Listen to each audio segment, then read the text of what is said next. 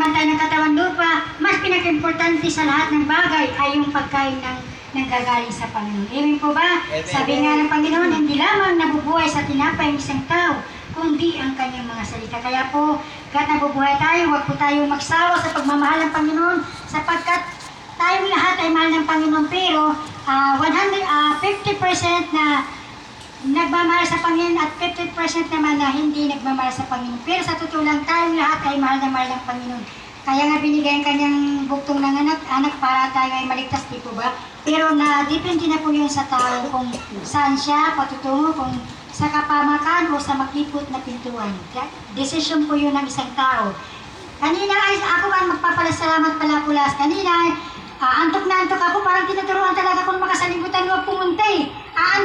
Nagsasalita pa ako, ano kahilo? Sabi ko, pag hindi ako pumunta, malulungkot yung church. Sabi ko, huwag mo nga ako turuan kung anong gusto ko. Sabi ko, kung gusto mo, lumayas ka na lang sa iba ka na lang huwag sa akin.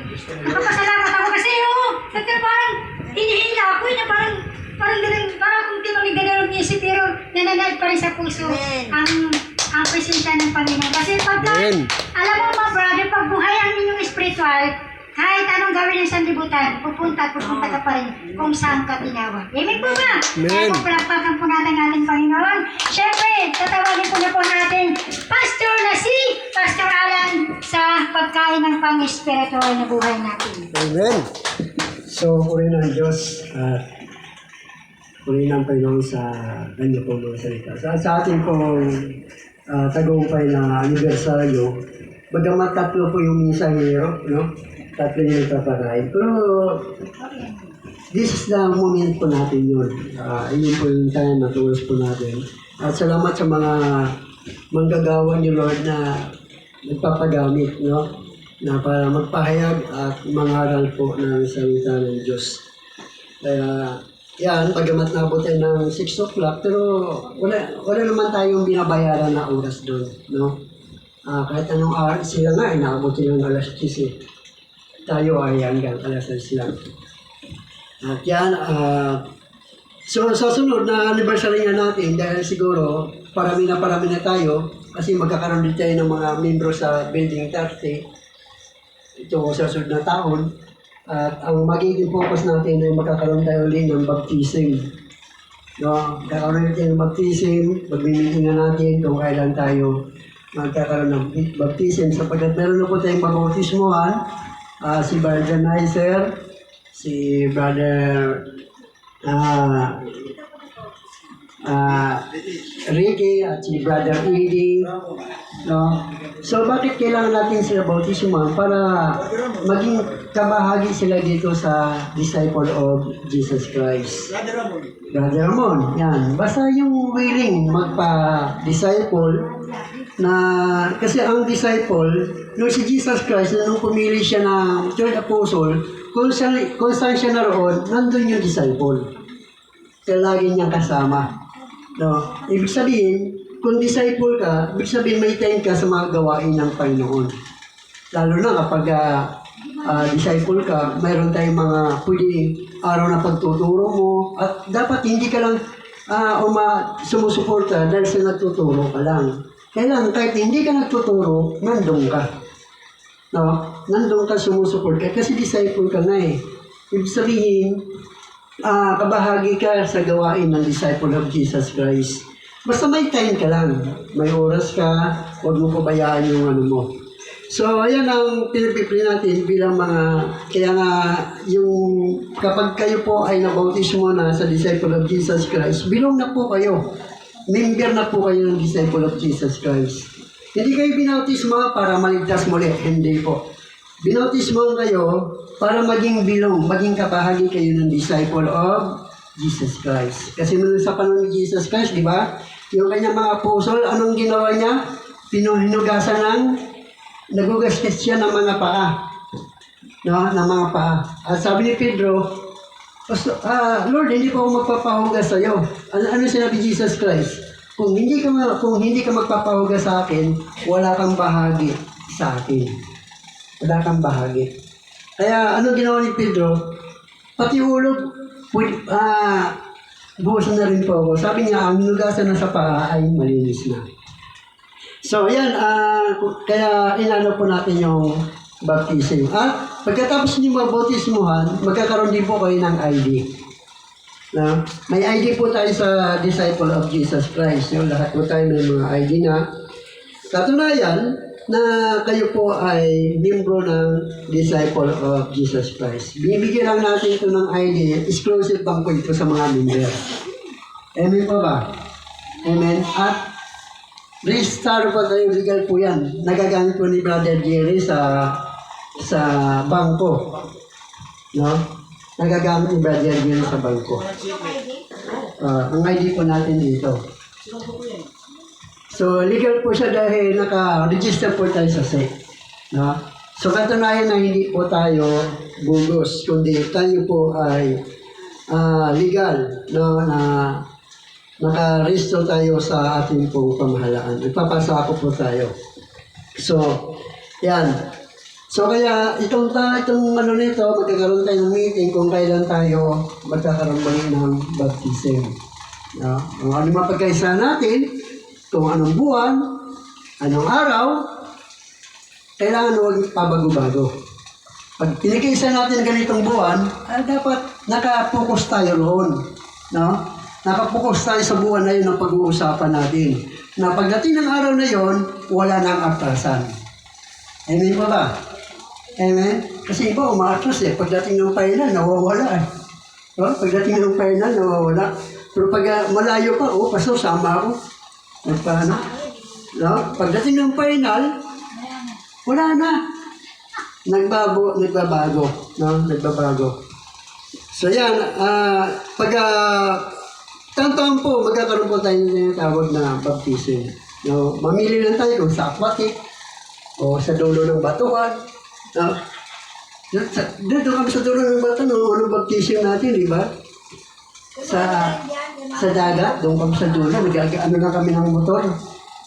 Kasama kasama si Brother Jerry. Hindi kasama. Doon kami sa dulo ng sa aquatic, no? Doon. Ayan, no? So, yan, no? So, tuloy-tuloy lang po tayo.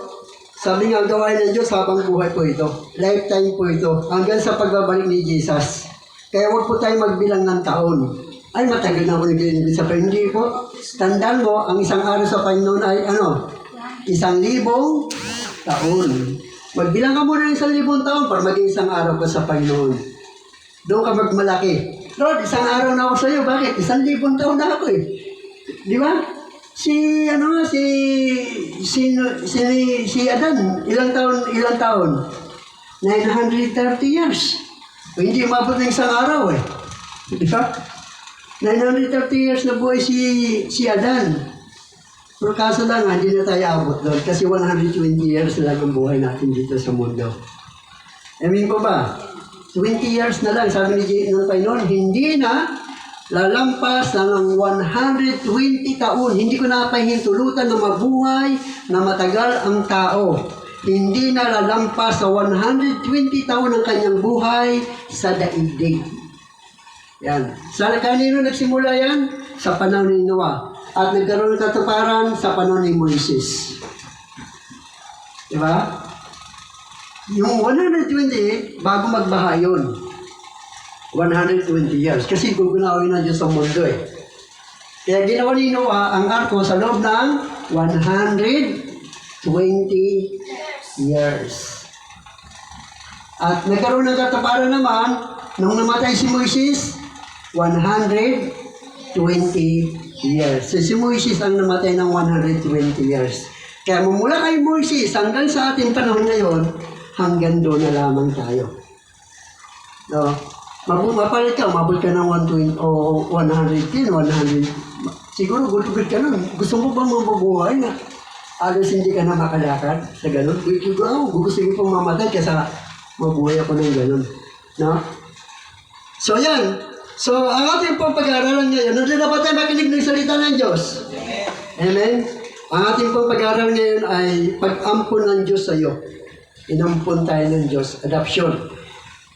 Pag-ampun ng Diyos sa iyo at sa mga tao na maging anak ng Diyos. No, so yan po ang ating pong pag-aaralan. Meron po tayong 4 na pag-aaralan dyan. Patungkol po sa adoption o pag-ampun sa iyo tayo. Dahil sapagkat hindi lahat ng tao ay anak ng Diyos. No? So bago yan, tayo muna po ay manalangin.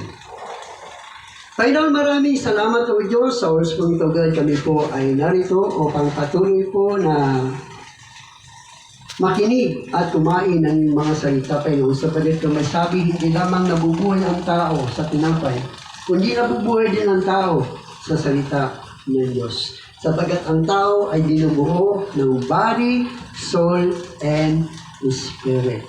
Kaya salamat, Panginoon, sa mga oras po ito, God. Pagpala niyo po ang lahat ng narito at maging ang manunood sa YouTube channel o kaya sa FB, Panginoon. Dalahin ko, Ama, na silang rin po ay mapagpala at patuloy din silang makarinig ng iyong mabuting balita. Sabagat yung may sabi, darating ang araw na ang inyong mga salita ay hahanapin nila, ngunit hindi nito nila masusumpungan. Kaya habang narito pa ang iyong mga salita, pagpalain niyo po ang bawat isa sa amin na narito at nakikinig ng iyong mga salita sa pangalan ni Jesus. Amen. Amen. So dito ay makikita natin o pag-aaralan natin yung pag-ampon.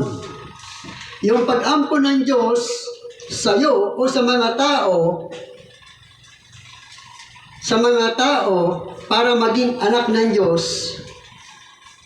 Ito ay sa pamamagitan ng kanyang anak na si Iso Kristo. Mayroon ka pamaraanan ang Diyos para ikaw ay ampunin niya para maging anak niya. Bakit? Sapagkat meron lamang kaisa-isang anak ng Diyos. Sino yun? Si Jesus Christ. John 3:16, kaya na lamang ang pag-ibig ng Diyos sa sanglibutan, kaya ibinigay niya kanyang bugtong na anak, ang kanyang kaisa-isang anak. Upang ang sinumang sumampalatay sa kanya ay hindi mapahamak kundi magkaroon ng buhay na walang hanggan. So meron lamang isang anak ang Diyos, walang iba kundi si Jesus Christ. Ngayon, paano tayo maging anak ng Diyos? So kailangan tayong ampunin. At maampun tayo ng Diyos para maging anak niya. Ito ay sa pamamagitan ng kanyang anak na si Jesu Kristo. Sa Galatia chapter 4 verse 4 hanggang 7, ganito ang sinasabi ng Biblia, na sabi niya, ngunit nang sumapit ang takdang panahon, isinugo ng Diyos ang kanyang anak, isinilang siya ng isang babae at namuhay sa ilalim ng kautusan, upang palayain ang mga nasa ilalim ng kautusan, sa gayon tayo'y maibibilang sa mga anak ng Diyos. At upang patunayan na kayo'y mga anak ng Diyos, isinugo niya ang Espiritu ng kanyang anak sa ating mga puso. At nang sa gayo'y makakatawag tayo sa Diyos ng Ama, Ama ko. Hindi na kayo alipin, kundi anak. At dahil kayo'y anak, kayo ay ginawa rin ng Diyos bilang mga tagapagmana. So doon ay pinakikita ng Biblia na ikaw at ako ay inampun ng Diyos dahil sa ating pananalig at panampalataya sa kanyang anak na si Jesu Kristo. Na ikaw at ako na tumanggap lamang kay Jesus Christ, yung pinagkalooban ng Diyos ng karapatan maging anak ng Diyos. Ang sabi doon sa John chapter 1 verse 12 hanggang 13, na sinasabi ng Biblia, subalit ang lahat ng tumanggap at sumampalataya sa Kanya ay binigyan niya ng karapatan maging anak ng Diyos. Sila nga'y naging mga anak ng Diyos, hindi dahil sa isinilang sila ayon sa kalikasan o sa kagustuhan o sa kagagawa ng tao, kundi ang pagiging anak nila ay dahil sa kalooban ng Diyos. So doon ay pinakikita ng banal na kasulatan yung pag-adapt sa atin ng Diyos, yung pag-ampun sa atin, ito ay sa pamamagitan ng pagtanggap natin kay Kristo. Kaya ang lahat ng tumanggap kay Kristo na sumampalataya kay Kristo, tinanggap siya bilang Panginoon at sariling tagapagligtas ng kanyang buhay, sapagkat sinugo ng Diyos ang kanyang anak upang hindi hatulan ng mundong ito, kundi upang ito ay iligtas. Amen. At iyon ay sa pamamagitan ng panampalataya natin at pagtanggap natin kay Kristo. Kapag tinanggap mo si Kristo, bibigyan kanya ng karapatan maging anak ng Diyos. Kaya, kung sasabihin mo, anak ka ng Diyos, pero hindi mo naman tinanggap si Kristo bilang Panginoon at sariling tagapagligtas sa inyong buhay, ay piki ang pagiging anak mo. Amen. Piki. Sapagkat ang itinuturing lamang na anak ng Diyos, yung mga tumanggap kay Kristo. Yung mga sumampalataya kay Kristo. Yun lamang ang itinuturing na anak ng Diyos. Amen. Kaya dapat ang bukang bibig mo, si Kristo. Hindi yung mga ngaral. Hindi yung sinasabi na ganito, sinabi ni Pastor Alan. Hindi ganito, sinabi ni Brother Eli. Kailanman walang sinasabi kami dyan. Amen. Kundi binabasa lamang natin ang Biblia. Ito po ang salita ng Diyos. Kaya bukang bibig natin ay si Kristo. Si Kristo lamang ang tanging tagapagligtas. Sa Gawa 4:12, kay Kristo lamang matatagpuan ng kaligtasan, sapagkat sa silong ng langit ang kanyang pangalan lamang ang ibinigay ng Diyos sa ikaliligtas ng tao, kaya walang ibang tagapagligtas sa atin, kundi si Kristo lamang. Amen. Kaya, sa pamamagitan ng pananampalataya natin kay Kristo, tayo ay inaring anak ng Diyos. Sa Ephesians chapter 1, verse 5 hanggang 12, tayo kanyang pinili upang maging anak niya sa pamamagitan ni Kristo. Ang sabi niya, tayo ay kanyang pinili upang maging anak niya sa pamamagitan ni Kristo. Iyan ang kanyang layunin at kalooban. Purihin natin siya dahil sa kanyang kangahangam pagkalinga sa atin sa pamamagitan ng kanyang minamahal na anak. Amen. So doon ay sinasabi ng Biblia na ikaw ay naging anak ng Diyos dahil sa iyong pananalig at pananampalataya kay Kristo. At tinanggap mo siya ng bilang Panginoon at sariling tagapagligtas ng iyong buhay. Kaya saan ka man paparoroon, lagi mong ipinahayag na si Kristo lamang ang iyong Panginoon at tagapagligtas. Hindi yung mga ngaral. Lagi ko po magsabi ng mga pusol, hindi kami ang tagapagligtas, hindi kami ang dapat yung idulihin. Kaya ang dapat natin iidolo sa buhay natin ay walang iba kundi si Kristo lamang. Siya po ang ating bukang bibig. So dyan ay makikita natin na sinasabi ng banal na kasulatan na tayo ay naging anak ng Diyos dahil sa pamamagitan ni Kristo, sapagkat ang pag-ampon ng Diyos sa iyo o sa mga tao para maging anak ng Diyos, ito ay sa pamamagitan ng kanyang anak na si Hesus Kristo. Pangalawa, ang pag-ampon ng Diyos sa iyo o sa mga tao para maging anak ng Diyos, ang mga hintil ay hinulaan na sila man ay binigyan ng pagkakataon na maging anak ng Diyos. Tayong mga hintil din. Dahil ang itinuturing talaga na anak ng Diyos, walang iba kundi ang mga Hudyo. Amen. Yan ang itinuturing ng Diyos na mga anak niya. Dahil nga, yun ang katuparan ng suguhin niya kanyang anak para doon sa kanyang bayan. At tayo mga hintil ay hindi tayo bayan. Pero binigyan din tayo ng pagkakataon para maging anak ng Diyos. Ang sabi sa banal na kasulatan doon sa Roma, chapter 9, verse 22 hanggang 27, ang sabi niya po ay ganito: kaya kahit nais nang ipakita noon ng Diyos ang kanyang puot at ipakilala ang kanyang kapangyarihan, buong tiyaga pa rin niyang pinagtiisan ang mga taong dapat sana'y parusahan at lipunin. Ginawa niya iyon upang ipakilala ang kanyang walang kapantay na kadakilaan sa mga taong kanyang kinahabagan, na noong una pa'y inihanda na niya para sa kaluwalhatian. Tayo ang mga taong iyon na tinawag niyang hindi lamang mula sa mga Hudyo, subalit mula rin sa mga hintil.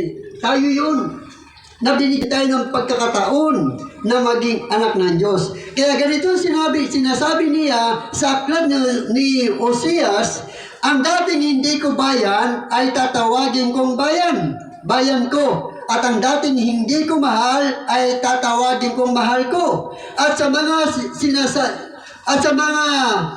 sinabihan kayo'y hindi ko bayan, sila'y tatawaging mga anak ng Diyos na buhay. At tayo yung mga hintil na binigyan din ng pagkakataon para ampunin ng Diyos para maging anak niya. Amen! Kaya pasalamat tayo sa mga Hudyo. Kasi mga Hudyo, hindi nila tinanggap si Kristo bilang Panginoon at sariling tagapagligtas ng kanilang buhay. Kaya tayo mga hintil ay nabigyan ng pagkakataon na maligtas. Alam niyo po ba, ang arko ay ginawa para kanino? Para kanino ang arko? Para sa mga tao. Pero dahil ang mga tao ay matigas ang ulo, hindi naniniwala, hindi sumampalataya kay Noah. Hindi naniniwala kay Noah na sabi ni Noah, magsisi na kayo ng inyong mga kasalanan para kayo ipatawarin ng Diyos at gagawa tayo ng arko. Bakit? Sapagkat ang mundong ito, sabi ng Diyos, gugunawin ng Diyos ito sa pamamagitan ng baha. Kaya kailangan natin gumawa ng arko dahil para hindi tayo madamay sa paggunaw ng mundong ito. Ano sabi ng mga tao? Sira ulo si Noah. Ang init-init. Wala mang pumapatak na ulan. Tapos sasabihin mo, gugunawin ng Diyos ang mundo ito sa pamamagitan ng baha. Kaya hindi sila naniniwala. Hanggang sa matapos ni Noah ang arko. Ang arko, ginawa ni Noah para sa kanino? Sa mga tao. Ganon din naman. Si Jesus Christ, isinugo ng Diyos para kanino? Sa kanyang bayan. Sa kanyang bayan. Sa mga Israel, sinugo ng Diyos. Pero anong ginawa ng Israel? Hindi sila naniniwala. Bugtos, pinapatay pa nila sino? Si Jesus Christ. Sila ang nagpapatay kay Kristo. Dahil ang sabi niya, si Kristo ay namumusong. Hindi naman siya Diyos. Bakit tinuturing niya kanyang sarili na siya ay Diyos? Kaya pinapatay nila si Jesus Christ. Kaya tayo mga hintil ay binigyan ng Diyos ng pagkakataon na maging anak ng Diyos. So doon ay sinasabi ng banal na kasulatan na tayo ay binigyan ng Diyos ng pagkakataon. Tayo mga hintil. Ang sabi niya sa Ephesians chapter 3 verse 4 hanggang 12, ang sabi niya ay ganito, at habang binabasa ninyo ito, malalaman ninyo kung ano ang pagkakaunawa ko sa hiwagang tungkol kay Kristo. Ito'y hindi ipinalam sa mga tao noong nakaraang panahon, ngunit inihayag ngayon ng Diyos sa pamamagitan ng Espiritu sa kanyang mga banal na apostol at mga propeta. At ito ang lihim sa pamamagitan ng magandang balita. Ang mga hintil ay may bahagi rin sa mga pagpapala ng Diyos tulad ng mga Hudyo. Kaya binigyan din tayo ng pagkakataon para maging anak ng Diyos, pero may bilang lang po tayo. Hindi lahat ng hintil ay maliligtas. Ang sabi sa banal na kasulatan, ang pagmamatigas ng bayang Israel ay hindi panghabang panahon. Ito ay tatagal lamang hanggang mabuo ang bilang ng mga hintil na lalapit sa Diyos. Tatagal lamang. Alam ko ba, yung sa panahon ni Noah, nagmamatigas ang mga tao. Imin ko ba? Nagmamatigas. Kaya ang ginawa ng Diyos, mga hayop na lang ipasok mo. Hanggat hindi nabubuo ang bilang ng mga hayop, ang mga tao ba naniniwala? Nagugunawin ng Diyos ang mundo? Hindi. Hanggat hindi nabubuo ang bilang ng mga hayop. Pero nang mabuo na ng bilang ng mga hayop, anong ginawa ng Diyos? Isinara ang pinto at pinapatak ang ulan. Saan lumapit ang mga tao? Sa arko. Doon na lamang silang naniwala. Amen! Ganon din ang mga Hudyo. Ganon din ang mga Hudyo. Pag nabuo na ang bilang ng mga Hudyo at ng mga Hintil na lalapit sa Diyos na binigyan ng pagkakataon na maging anak ng Diyos, saka lang lalapit ang mga Hudyo kay Kristo. Amen! Saka lang sila lalapit. Bakit? Sapagkat ang mga Hintil sasama sa rapture yan. Hello! Nandiyan ba tayo? Makikita nila mga Hintil lumangat sa alataa kasama si Kristo. Kaya sabi sa mga banal na kasulatan, ang mga Hudyo ay iiyak pati yung umulo sa kanyang tagiliran.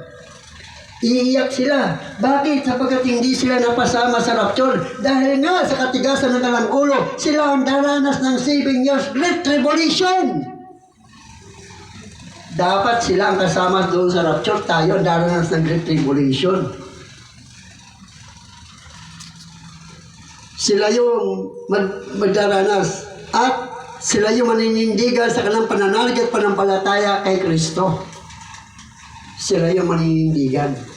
Patay man sila o buhay. Hindi nila i-deny na si Kristo dahil nakita nila ang katotohanan na mayroong mga Hintil na dinala ni Kristo nagkaroon ng rapture. So yan makikita natin na ang mga Hintil ay binigyan din ng pagkataon. Galatia chapter 3 verse 29 hanggang 29, bago dumating ang panahon ng pananampalataya, tayo ikinulong ng kautusan hanggang sa ang pananampalataya ito kay Kristo ay mahayag.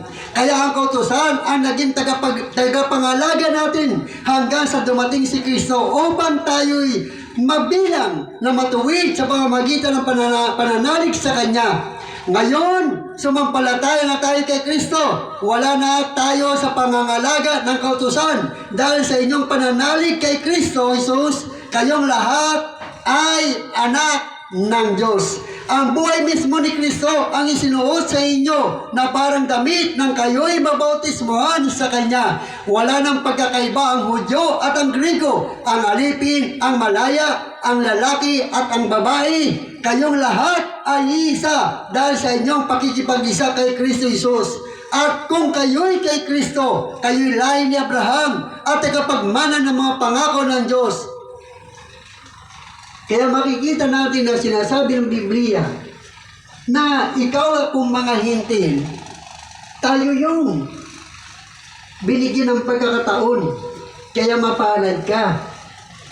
Dahil darating po ang araw na matatapos ang pagtawag ng Diyos sa mga Hintil kapag nabuo na ang bilang ng mga Hudyo, ng mga Hintil. Noong panahon pa ni Noah, si Noah hanggat hindi nabubuo ang bilang ng mga hayop, panay siyang tawag. Amen! Panay siyang tawag. At ang sabi lang doon, lahat ng hayop, 2 pares lang, bawat hayop. Hindi lahat ng hayop. Kaya yung mga hindi kabilang sa mga tinawag ng Diyos, nagtatawa sa atin, mga buwang aging yan. Mga buwang aging. Sa panahon ng mga hayop, mga ganun din. Uy, ang dalawang hayop. Uy, naniwala naniwala kay Noah. Pinagtatawan siguro mga ibang hayop. Pinagtatawan na yung dalawang pupunta sa arko ni Noah. Ganun din naman tayo. Pinagtatawanan na pupunta sa church. Amen! Hello! Pinagtatawanan din tayo mga pinili at tinawag ng Diyos. Pumupunta sa church at sinasabi tayo buang agin. Ayan, mga buang agin. No? Naniwala. At sinasabing may rapture. At sinasabing may langit. At sinasabing may buhay na walang hanggan. Kaya mga buang agin yan. No?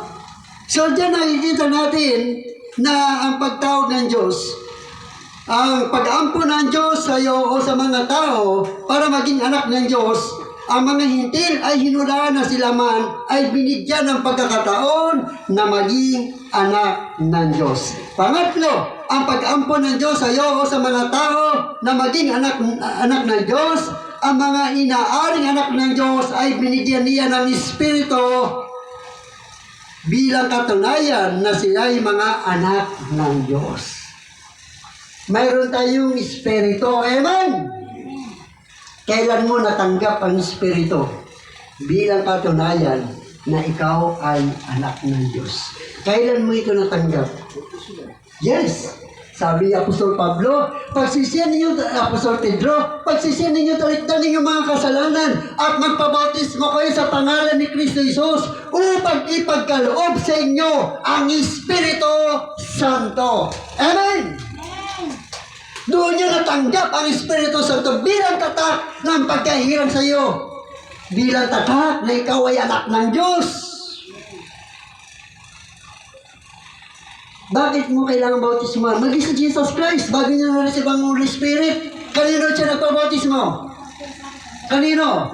Bago natanggap ni Jesus Christ ang Espiritu Santo. Nagpabautismo kanino? Kay Juan Bautista. Nung mga tapos siyang mabautismuhan, sa kalamang bumaba ang Espiritu Santo sa kanya. Ganon din naman. Kailangan mo magpabautismo sa pangalan ni Kristo para mapasayo ang Espiritu Santo bilang tatak ng pagkahiran na ikaw ay katunayan na ikaw ay anak ng Diyos. Amen! Kaya, mga anak tayo ng Diyos.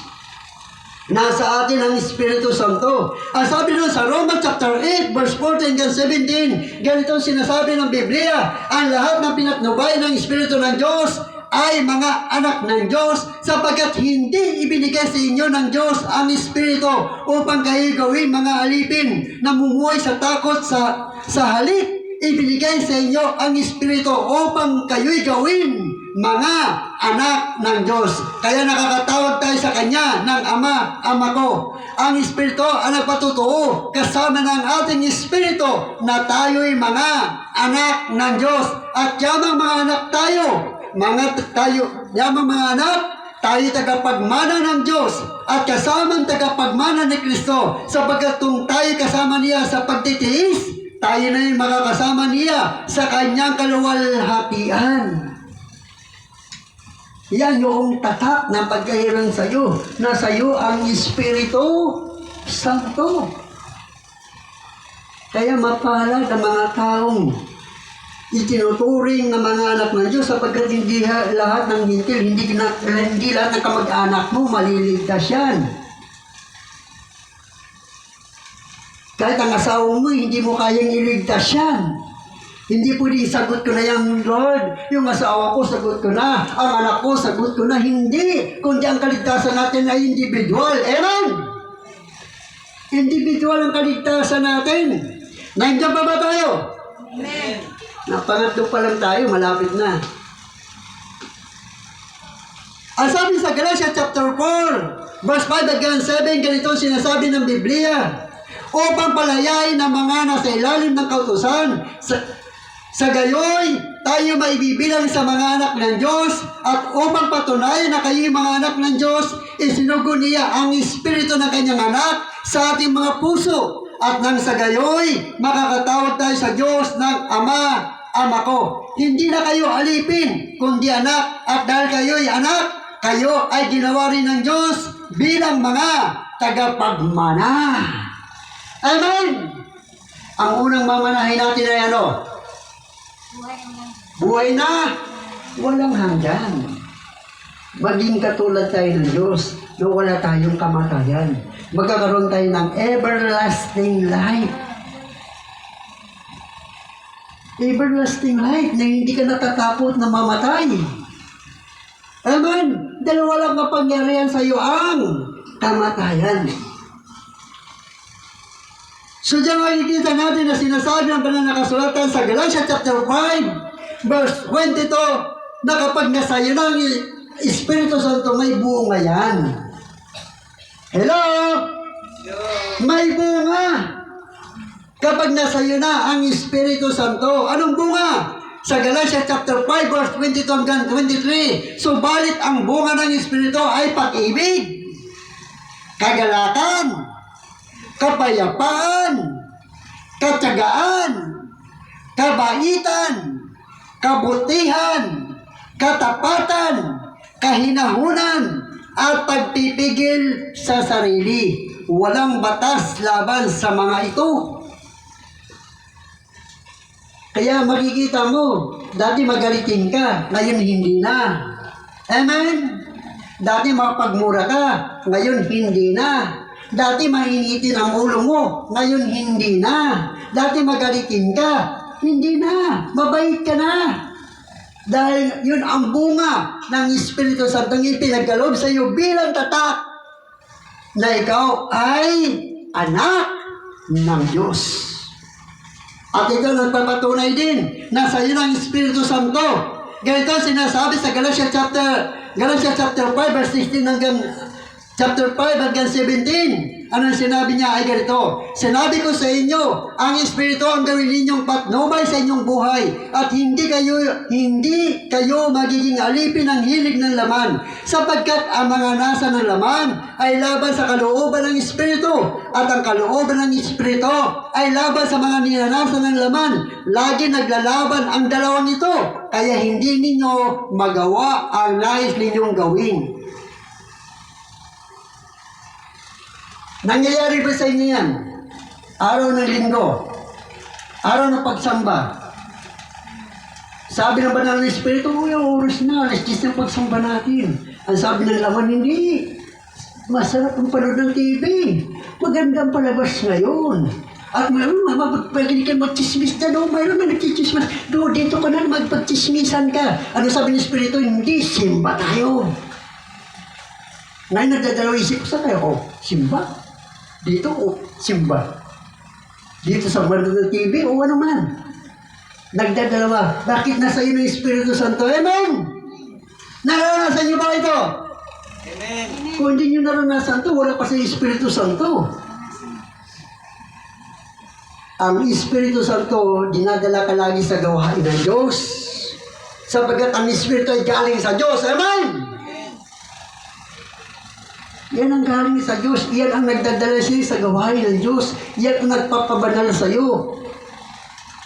Gusto ng Espiritu na lagi kang makinig ng salita ng Diyos. Gusto ng Espiritu lagi kang nagpupuri sa Diyos. Gusto ng Espiritu na huwag kang umawit ng mga awitin sa sanglibutan. Ang gusto ng Espiritu umawit ka ng awitin mga makalangit.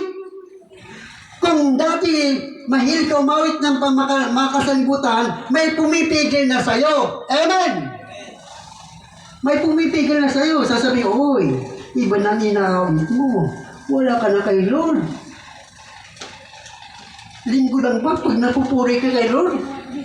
Pag araw ng Lunes, Martes, hindi na. Mayroon na naggaganon sa'yo. Makahawit ka na. Mayroon na kagad. Oy, baka mayroon tatapik sa'yo eh. Gagamitin ng Diyos yung kapatid mo. Punta mo ngayon si kapatid. Tapikin mo nga, iba nang inaawit eh. Nangyayari ba sa yan? May tumatapik sa'yo? Ginamit nyo ng Diyos para tapikin ka. Hindi na kaya na kasi ibulong sa'yo eh. Kasi Espiritu Santo, bumubulong lang sa'yo yan. Amen? Bumubulong lang sa'yo kung susunod ka. Pero pag hindi niya kaya, gagamit si kapatid kahit sa malayo, pupuntahan niya. Ano nga yun, no? Iba nang inawit. Pupunta. Ba't ka pumunta doon? Dahil ginamit yun ng pagtapikin sa uy. Iba nang inawit mo. Siya na nagbabatunay na nasa iyo na ang Espiritu Santo. Last but not the least, ang pag-aampo ng Diyos sa iyo o sa mga tao para maging anak ng Diyos, ang mga inaaring anak ng Diyos, ang mga inaaring anak ng Diyos ay mararanasan niya ang disiplina ng Diyos kung siya ay nakagagawa ng kasalanan laban sa Diyos. Amen. Makakaranas ka ng disiplina kapag nakagagawa ka ng kasalanan laban sa Diyos. Didisiplinahin ka niya. Bakit inaari ka niyang anak ng Diyos? Ganito ang sinasabi sa Deuteronomy chapter 8 verse 3 hanggang 7. Tinuruan nga kayong magpakumbaba.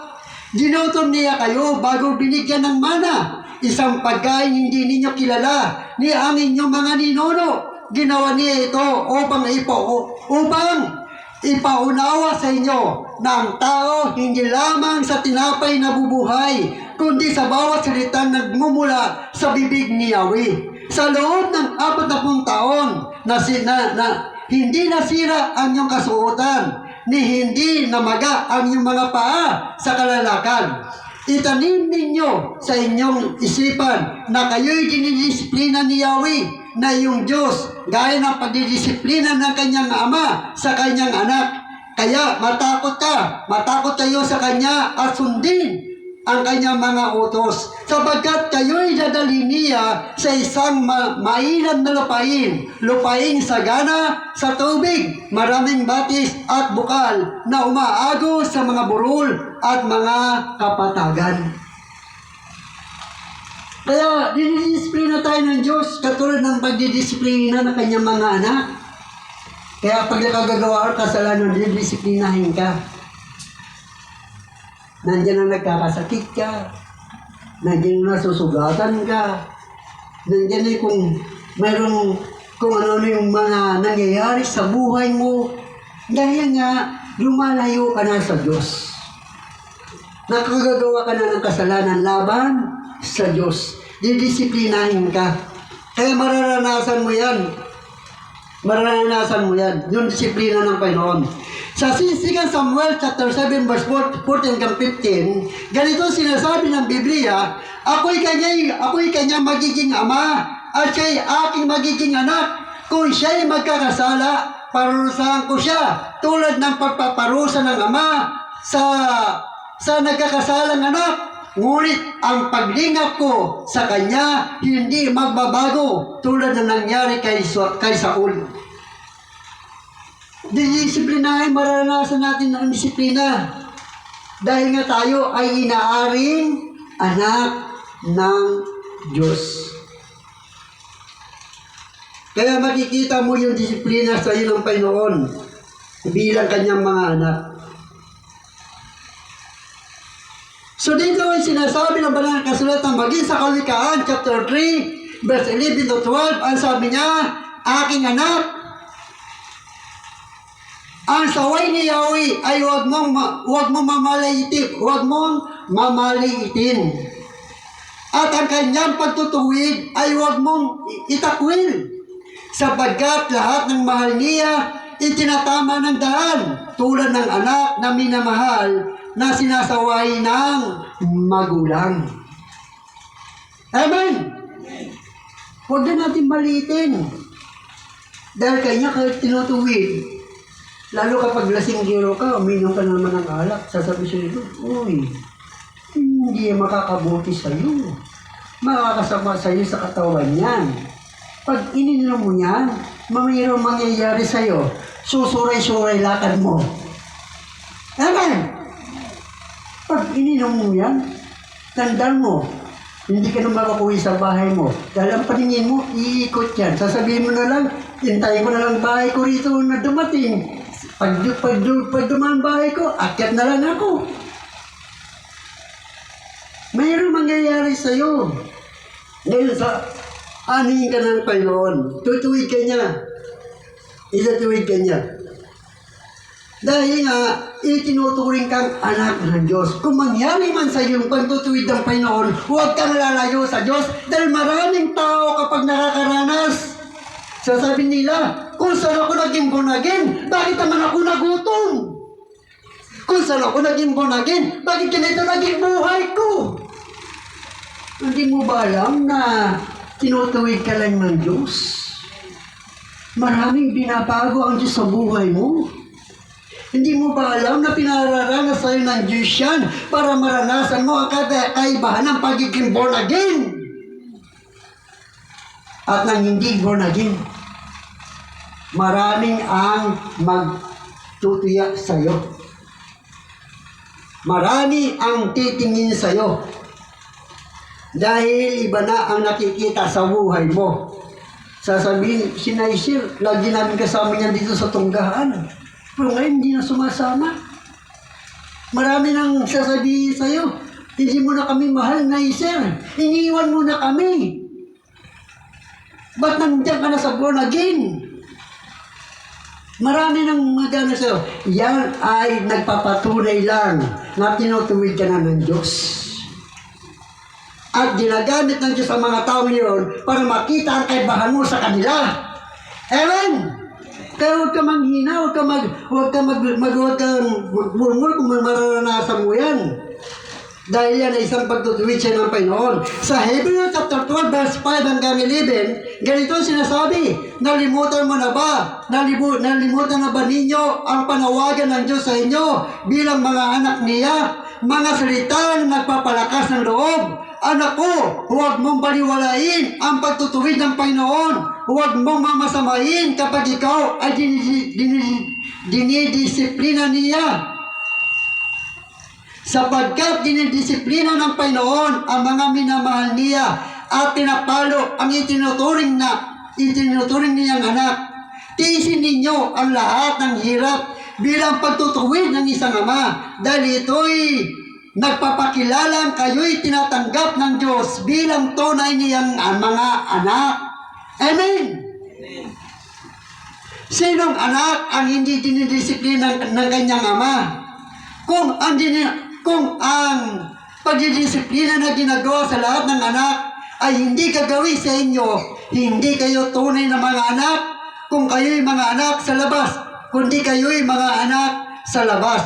Hindi ba dinidisiplina tayo ng ating ama, ng ating mga magulang, at dahil diyan ay ginagalang natin sila. Hindi ba upang tayo'y mabuhay, mas mararapat na tayo'y pasakop sa Diyos na ating Ama sa Espiritu. Sa loob ng maikling panahon, dinidisiplina tayo ng ating mga magulang sa ating ikabubuti. Gayon din naman, itinutuwid tayo ng Diyos sa ikakabubuti natin upang tayo maging banal tulad niya. Habang tayo tinutuwid, hindi tayo natutuwa, kundi naginagpis. Ngunit pagkatapos niyon, mararanasan natin ang kapayapaan, bunga ng matuwid na pamumuhay.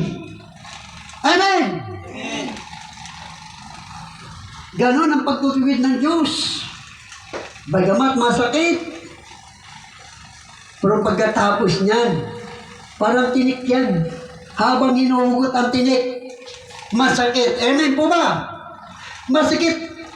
Tiisin mo lang ang sakit habang hinuhugot ang tinik. Dahil kapag hindi mo tiisin, aayaw ka. Sasabihin, wag mo na hugutin. Okay na ako dito. Pag hindi nahugot ang tinik, ano mangyayari sa'yo? Nandun pa rin ba sakit? Nandun pa. Pero kapag tiniis mo ang sakit habang hinuhugot ang tinik, pag nahugot, ano maramdaman mo? Ginawa.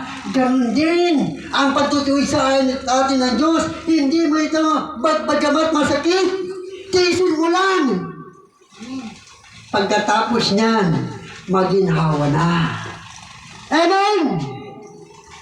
Dahil itinuturing kanyang anak. Ayaw ng Diyos na lagi kang ganun. Gusto ng Diyos na maging katulad kanya na banal. Laging naglilingkod sa kanya at laging pinasasalamatan. Sa 1 John chapter 3 verse 9 hanggang 10, sabi niya, ang tinanggap ng Diyos bilang anak niya ay hindi napapatuloy sa pagkakasala, sapagat nanatili sa kanya ang buhay na galing sa Diyos. At dahil ang Diyos ang ama niya, hindi siya maaaring magpatuloy sa pagkakasala. Dito natin makikilala kung sino ang mga anak ng Diyos at kung sino ang mga anak ng diablo. Ang sino bang hindi gumagawa ng matuwid at hindi umiibig sa kanyang kapatid ay hindi anak ng Diyos. Ang sarap kaya sa mundo. Lahat ng bagay ay pwede mo gawin sa mundo. Pero nung ikaw ay naglingkod sa Diyos at itinuring kang anak ng Diyos, marami ng mga bagay na hindi mo na pwedeng gawin. Amen!